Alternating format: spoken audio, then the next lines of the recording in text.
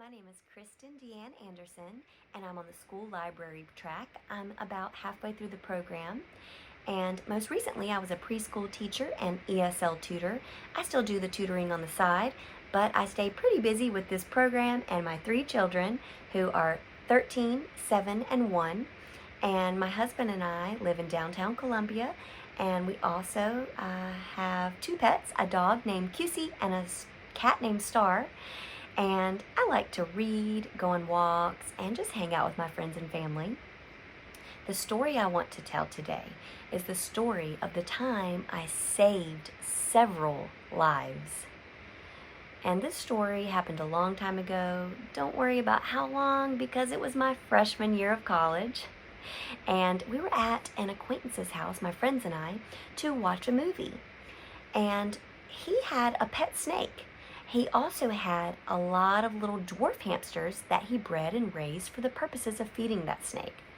And that's what he was doing right before the movie. He was feeding his pet snake, and he turned to us and said, "Would any of you like a pet hamster?" And I said, no, I lived in the dorms. I didn't have the resources for a pet at the time. And he went on to tell us that the reason he needed to rehome two of his hamsters was that they bit the snake every time he tried to feed them to it. And subsequently, they had gotten too large to even try to feed the snake. One of them in particular even bit people every time they handled it. And for that reason, he had given that one the nickname or name of the B word. I won't use the language, but you get the idea. And anyway, his solution, since none of us wanted to take the hamsters, was to put them outside in the little woods behind his house. And we did protest. We said, no, they won't survive. But he said, I'll throw their food out there with them. It'll give them a fighting chance. Well, during the movie, it rained. It poured and thundered and lightning. I felt so bad for those little hamsters, but I didn't do anything about it. Not until after the movie was over, I did go outside, and lo and behold, on top of the little pile of food was the B word, munching on some food. I didn't see the other hamster, but I did save little B word, and I took her home with me because it was time for summer break, and I bought her a hamster condo, and I was really excited to have her.